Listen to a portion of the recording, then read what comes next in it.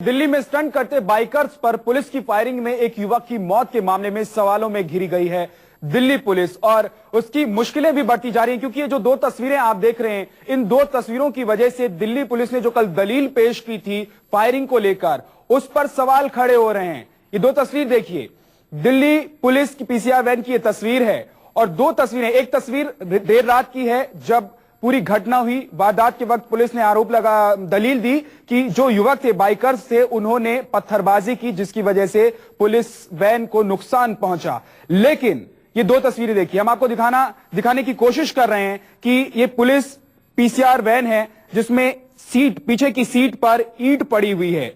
एक तस्वीर में ईंट पड़ी हुई है जबकि दूसरी तस्वीर जो है उसमें ईंट नहीं पड़ी हुई है। और सवाल इसलिए क्योंकि रात 2:30 बजे की तस्वीर देखिए सबसे पहले, जिस वक्त पुलिस ने दलील दी कि बाइकर्स ने पत्थरबाजी की और पुलिस वैन को नुकसान पहुंचा। यह रात की तस्वीर है। और दूसरी तस्वीर सुबह 6 बजे की तस्वीर है जब पुलिस ने दलील पेश की कि आखिर पुलिस की तरफ से फायरिंग की गई और उसके बाद इस सीट पर ईंट दिखाई दे रही है। न्यूज़ 24 संवाददाता मोहित मल्होत्रा हमारे साथ जुड़ गए हैं। मोहित, आपने इस पूरी खबर को देखा और कल जिस तरह से दिल्ली पुलिस ने दलील पेश की कि आखिर क्यों फायरिंग की गई, आखिर क्यों युवक की मौत हो गई, उसके बाद जो ये तस्वीर सामने आई है, इससे साबित हो रहा है कि दिल्ली पुलिस आखिर क्या कर रही है, किस तरह की कहानी गढ़ने की कोशिश कर रही है। क्या ये साबित करने के लिए तस्वीरें काफी हैं?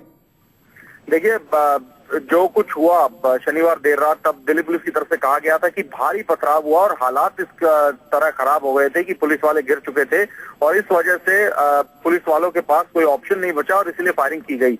लेकिन क्या इतना भारी पथराव वहां से कहां पर हो गया? वहां के स्थानीय लोग ये बात कह रहे हैं कि जो नई दिल्ली का इलाका है, अशोका रोड, जहां पर ये पूरी की पूरी घटना हुई है, वहां पर आमतौर पर ईंटें पत्थर नहीं पड़े हुए होते हैं। तो क्या ये बाइकर सोची समझी साजिश के तहत ये ईंटें पत्थर अपने साथ लेकर आए थे? रात को आप तस्वीर देखिए, पीसीआर वैन में आपको कोई पत्थर अंदर पड़ा हुआ दिखाई नहीं देगा, लेकिन सुबह जब पार्लियामेंट स्ट्रीट थाने पर ये पीसीआर वैन लाई जाती है तो उसके अंदर पत्थर पड़े हुए हैं, ईंटें वहां पर पड़ी हुई हैं।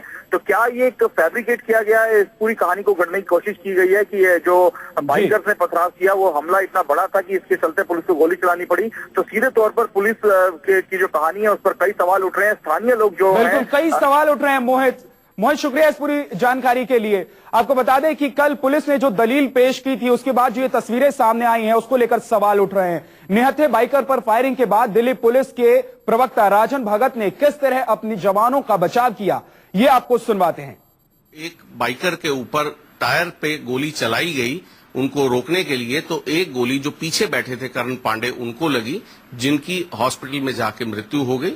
जो गाड़ी चला रहे थे मोटरसाइकिल, पुनीत शर्मा, उनका जो ब्लड टेस्ट है वो अल्कोहल पॉजिटिव आया। ये सब कार्रवाई इन बाइकर्स को रोकने के लिए की गई और जो पुलिस पार्टी पे अटैक हुआ, गवर्नमेंट प्रॉपर्टी को डैमेज हो रहा था, उसको प्रिवेंट करने के लिए हुआ है। उनको जब रोकने की कोशिश की गई तो उन्होंने अचानक पथराव शुरू कर दिया जिसमें पीसीआर की गाड़ियों को नुकसान पहुंचा, पुलिस कर्मियों को भी चोट आई।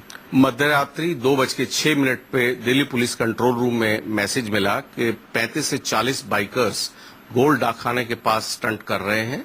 जब हमारी पीसीआर की गाड़ी वहां पहुंची तो तब तक वो Windsor palace opposite meridian hotel तक पहुंच चुके थे, जहां पे पीसीआर की गाड़ी ने लगभग 150 बाइकर्स को वहां पर देखा।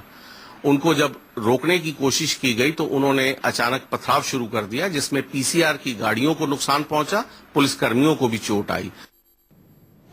तो कई सवाल हैं, लेकिन सबसे बड़ा सवाल यह है कि क्या दिल्ली पुलिस झूठ बोल रही है? क्योंकि दिल्ली के जिस इलाके में पुलिस फायरिंग की बात कर रही है वो दिल्ली का वीवीआईपी इलाका है। सवाल है कि आखिर सड़क पर पत्थर कहां से आए? क्या बाइकर घर से पत्थर लेकर आए थे और पुलिस ने जो कहानी बनाई है, क्या वो कहानी सच है?